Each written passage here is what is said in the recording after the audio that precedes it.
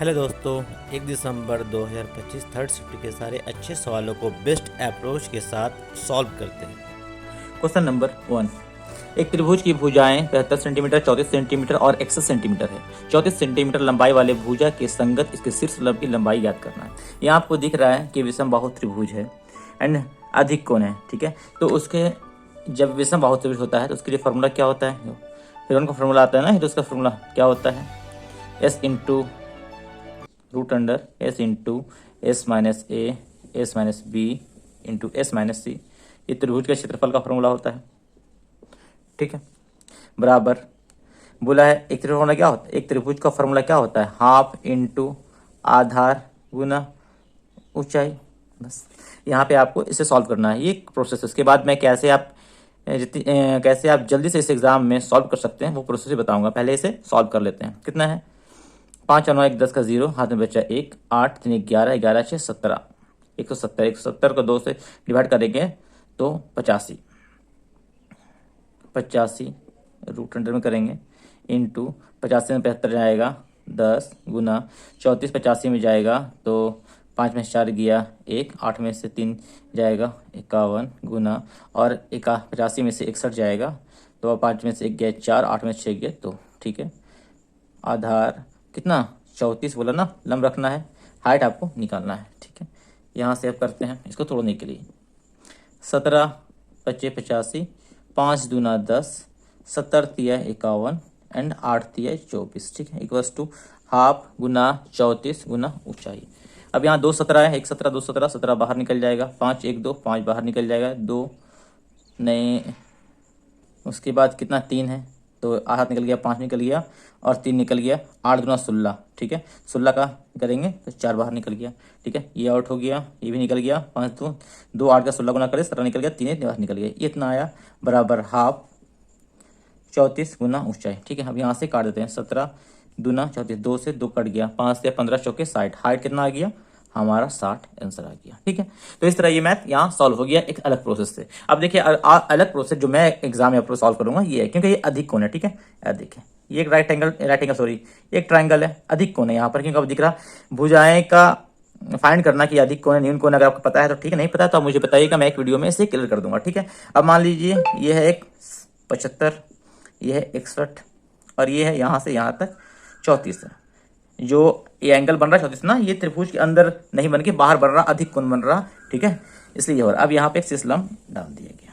अब आप देख रहे हैं 60, जैसे देखेंगे तो आपको ट्रिपलेट पता होना चाहिए कि ट्रिपलेट होता है 11 60 और 61। एक ट्रिपलेट मिल गया यहाँ से, इसके अकॉर्डिंग क्या ये 11 हो जाएगा, ये 60, ये ट्रिपलेट मिल गया आपको। तो देख रहे हैं 75, तो यहाँ 75 लिखते हैं ना यहाँ पर, लेकिन हमें पता नहीं 75 किसका ट्रिपलेट है। एक ट्रिपलेट आपको पता होना चाहिए 3 4 5, ये कितना गुना है? 15 गुना, 15 5 75, 15 चौके 60, 15 तिया 45, तो ये 75 है तो 60 मिल गया, हाइट दोनों बराबर। ये क्या होगा? 15 तिया 45, क्योंकि ये अधिक कोण है तो इन दोनों का योग नहीं, जो आधार होगा दोनों का अंतर होगा। 45 माइनस 11 बराबर 34। ये आप सेटिस्फाइड हो गए कि आधार 34 हो गया, हाइट 60 हो गया। डायरेक्ट यहाँ से आप 60 आंसर लगा के आप पढ़ सकते हैं, मतलब विद इन 30 सेकंड के अंदर आप मैथ सॉल्व कर सकते हैं, और इसे करने में आपको मिनिमम 1.5 मिनट टाइम लग जाएगा। तो दोनों प्रोसेस अच्छा है, आप जिससे सॉल्व करना चाहें वो सॉल्व कर सकते हैं। Question number 2। यदि a-1 का पावर क्यूब प्लस a-4 का पावर क्यूब प्लस a-7 का पावर क्यूब बराबर 3a+1 into a-4 into a-7 हो तो a का मान ज्ञात कीजिए। आपको एक फॉर्मूला पता होना चाहिए, क्या? a cube plus b cube plus c cube बराबर 3abc होता है। कब? जब a plus b plus c बराबर 0 हो तब। आप यहाँ देख रहे हैं a-1 का होल क्यूब प्लस a-4 का होल क्यूब प्लस a-7 का होल क्यूब, तो है ना a-1 का a-1 का होल क्यूब, ये पकड़ लीजिए, इसको a, इसको b, इसको c पकड़ ले तो क्या होगा? a cube b cube c cube plus 3abc। आपको दिख रहा है फॉर्मूला में सेट हो जा रहा। और ये कब होता है? जब a plus b plus c बराबर 0। a-1 plus a-4 plus a-7 equals to 0। इसके अकॉर्डिंग 1 2 3 3a, a 4 1 5 और 7 12 माइनस 12 इक्वल्स टू 0। 3a बराबर 12 तो a बराबर 3 चौके 12। पूछा a का वैल्यू पूछा तो a का वैल्यू कितना हो जाएगा? 4। सिंपल हमारा आंसर। क्वेश्चन नंबर 3, 10 सेंटीमीटर त्रिज्या वाले ठोस धातु के गोले को पिघलाकर 3.5 सेंटीमीटर त्रिज्या वाले छोटे गोलाकार गोले बनाए जाते हैं। सभी छोटे गोले के संपूर्ण पृष्ठ का क्षेत्रफल और मूल गोले के पृष्ठ क्षेत्रफल का अनुपात ज्ञात कीजिए। बहुत ही आसान और अच्छा सवाल है। इसे बस आप कॉन्सेप्ट समझना है कि बड़े त्रिज्या साइज ये है और छोटी त्रिज्या का साइज ये है, तो कितने त्रिज्या बनेंगे डिवाइड करेंगे तो समझ में आ जाएगा।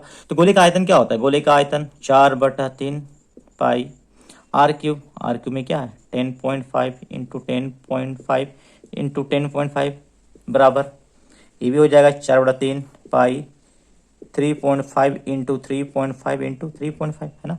यहाँ से ये आउट ये आउट ये आउट ये आउट, 1 2 3 है ना, 3 से ये 3 बार में 3.5 का 3 गुना है, तो जब ये काटेंगे तो ये 3 बार में 3, ये भी 3 ये भी 3 बार में कट जाएगा है ना।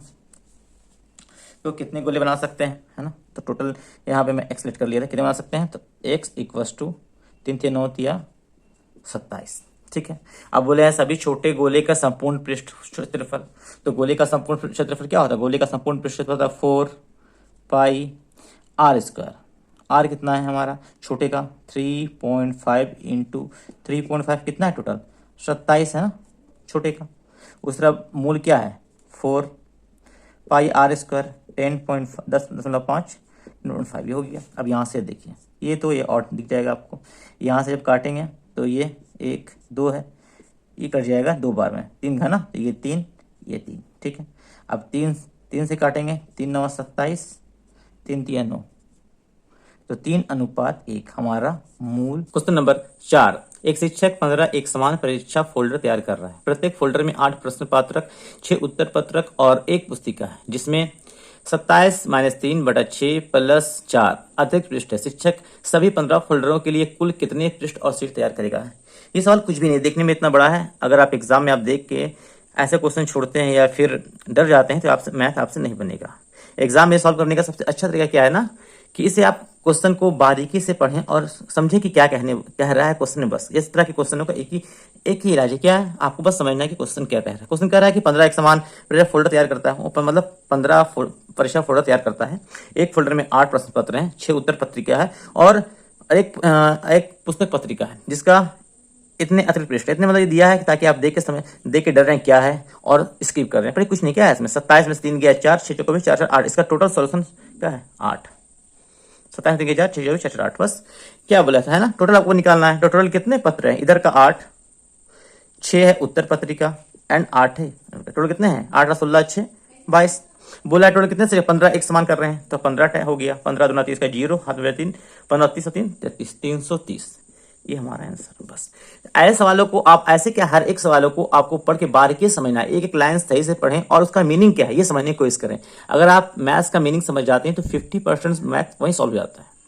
क्वेश्चन नंबर 5, एक परिवार में पिता माता पुत्र और पुत्री है। पुत्र और पुत्री की आयु में 3 वर्ष का अंतर है, जो पिता और माता की आयु के अंतर के बराबर है। परिवार की कुल आयु 144 वर्ष है। पिता सबसे बड़े और पुत्र सबसे छोटा है। पुत्र की आयु माता की आयु की आधी है। पुत्री की आयु आपसे पूछा है। इस तरह के सवाल में सबसे पहले आपको क्वेश्चन को अच्छी तरह से समझना होता है, क्योंकि बहुत सारे स्टूडेंट इतने बड़े सवाल को देख के डर जाते हैं और सॉल्व नहीं कर पाते हैं। उनका दिमाग ही वर्क नहीं करता कि इसमें क्या करें, कहाँ से स्टार्ट करें। तो इस तरह जब भी हो तो आप कुछ नहीं करना है, क्वेश्चन को समझना है लाइन बाय लाइन और बस आपको जो बोला है वो करते जाना है। जैसे बोला फादर, हम यहाँ लिख देते हैं, ठीक है। फादर, मदर, डॉटर एंड सन। सन को इस लास्ट में लिखें क्योंकि ये सबसे छोटा है, और फादर को फर्स्ट में लिखे कि फादर सबसे बड़े हैं, ठीक है। अब हम इसको ये करते हैं, ठीक है। क्या कहा है इसमें? कहा है कि छोटा है, तो हम मान लिए सन का क्या है, सन का एज x मान लिया, सबसे छोटा है। और बोला पुत्र पुत्री की आयु में 3 वर्ष का अंतर है, तो पुत्री क्या हो जाएगी? x - 3, x + 3 सॉरी, ठीक है। 3 वर्ष का अंतर है तो x + 3 हो गई। पुत्र पर 3 वर्ष का अंतर है, जो पिता और माता की आयु के अंतर के बराबर। मतलब क्या समझे कि जो इनके बीच का अंतर है ना, वही माता और पिता के बीच का अंतर है। फिर बोला परिवार की आयु कुल 144, पिता सबसे बड़े हैं, पुत्र छोटा है। पुत्र की आयु माता की आयु के आधी। पुत्र की आयु ना माता की आयु का आधा है, तो अगर पुत्र x है तो माता क्या है? 2x होगी, तभी ना उसकी आधा होगी। ये क्या होगा? 2x। और पिता इससे गैपिंग कितने का है? जो इसका गैपिंग है वही माता पिता का अंतर है, तो ये क्या हो जाएगा? 2x + 3 + 3 इसलिए कर रहे हैं क्योंकि फादर सबसे बड़े हैं हमारे, है ना। बस यही तो बोल दिया है कि इसी का योग जो है 144 है। बस कितना इजी हो गया। 2 2 4 1 5 1 6 6x + 3 3 6 6 बराबर 144। 6 यहाँ से 6 हो गया ना। अब 6x बराबर 6 यहाँ से घट जाएगा तो 138 है ना। 6 दूना काटेंगे 6 से तो 6 दूना 12, 6 तिया 18। x का वैल्यू कितना आ गया 23 और एस किसका है सन का हो गया यहाँ पर 23। हमने पूछा किसका है पुत्री की आयु, तो पुत्री की आयु क्या होगी, पुत्री की आयु x + 3 बराबर 26। तो ये हमारा पुत्री की आयु हो जाएगी। ये नहीं कि आप निकाले 23 मार दी, क्योंकि 23 जो निकला वो मेरा सन का पुत्र का आयु निकला 23 वर्ष, पुत्री की आयु 3 बड़ी है इसलिए तो 26 होगा। तो कितना इजी सवाल था। ये सॉल्व करने में अगर आप सही सॉल्व करेंगे तो विदिन 30 सेकंड या मैक्सिमम 45 सेकंड पकड़ ले, मैथ सॉल्व हो जाएगा। क्योंकि मैं यहाँ आपको समझा रहा हूँ इसलिए मैथ में 2, 2.5, 3 मिनट लग रहा है। ठीक है, तो चलिए अगले मैथ पे चलते हैं। क्वेश्चन नंबर 6, 24 मीटर लंबे तार को 3 टुकड़ों में विभाजित किया गया। सबसे बड़े टुकड़े की लंबाई सबसे छोटे टुकड़े की लंबाई का 3 गुना है। 2 बड़े टुकड़ों की लंबाई का अंतर 2 छोटे टुकड़ों की लंबाई के अंतर के बराबर है। सबसे बड़े टुकड़े की लंबाई मीटर में ज्ञात कीजिए। ठीक है, ये भी सवाल बड़ा है, इससे भी देख के ना आपको सॉल्व करने में प्रॉब्लम आया होगा। बहुत सारे स्टूडेंट ऐसे होते हैं ना कि बड़े सवाल को ना सही से लाइन बाय लाइन नहीं पढ़ते हैं, जिसकी वजह से मैथ समझ नहीं आता है। और मैथ जब तक आप समझेंगे नहीं, मैथ आप नहीं बना सकते। छोटे मैथ एक 1 लाइनर जो होता है पढ़ के समझ जाते हैं, वो आसानी से बन जाता है। बट बड़े मैथ ना लैंग्वेज ऐसे घुमा के देता है जो समझने में दिक्कत होता है, जिसके कारण आपको सॉल्व करने में भी दिक्कत आती है। तो चलिए स्टार्ट करते हैं, क्या सॉल्व करना है, इसे बेस्ट अप्रोच के साथ सॉल्व करते हैं। ठीक है, पहले क्या बोला 24 मीटर लंबे तार के टुकड़े। तो सब समझ लीजिए कि सबसे बड़ा लार्ज पकड़ लिए, लार्ज लेट ए है, मिडिल वाला बी है, एंड जो स्मॉल है उसे सी से डिनोट करते हैं। ठीक है, तो ए + बी + सी ये हो गया आपका 24 है ना। 24 बोल दिया है, 3 टुकड़े विभाजित किया तो एबीसी में मैंने डिवाइड किया था 24 है। सबसे बड़े टुकड़े की लंबाई सबसे छोटे टुकड़े की लंबाई का 3 गुना है। तो ये सबसे बड़ा पकड़ लिए तो ये 3 गुना है सबसे छोटे टुकड़े की लंबाई का, कोई दिक्कत नहीं है। फिर बोला है 2 बड़े टुकड़ों की लंबाई का अंतर 2 छोटे टुकड़ों की लंबाई के अंतर के बराबर है। तो 2 बड़े टुकड़े ए अंतर बराबर बी - सी। यहाँ से क्या निकल जाएगा, ये इधर आ जाएगा तो ए + सी बराबर बी इधर चल जाएगा तो 2b हो गया। यहाँ से कोई दिक्कत नहीं, मतलब ए + सी का मान 2b होगी। अब इसको यहाँ से देखें, इसको यहाँ लाते हैं, इसको हम ऐसे लिख सकते हैं ए सी को पहले लिख देंगे सी + बी बराबर 24, कोई दिक्कत नहीं। अब ए सी का मान दिया हुआ है 2b + b बराबर 24, क्या हो गया 3b, 2b और 1b जोड़ दे 3b बराबर 24। तो b का मान यहाँ से हो गया 8, b का मान निकल गया 8। अब b का मान जब 8 यहाँ से निकल गया है, a + b + c 24 है, तो b का मान 8 है तो c का है a + c। 24 से 8 घटा देंगे तो 16 हो गया। अब यहाँ से पहले से क्या आया था कि सबसे बड़े की लंबाई सबसे छोटे की लंबाई का 3 गुना है, तो मान लीजिए सी x था तो ये 3x बराबर 16, 4x बराबर 16, x बराबर 4। यहाँ पूछा बड़ा क्या है, सबसे बड़ा टुकड़ा की लंबाई 3x है ना, तो 4 × 3 बराबर 12। ये हमारा आंसर हो गया।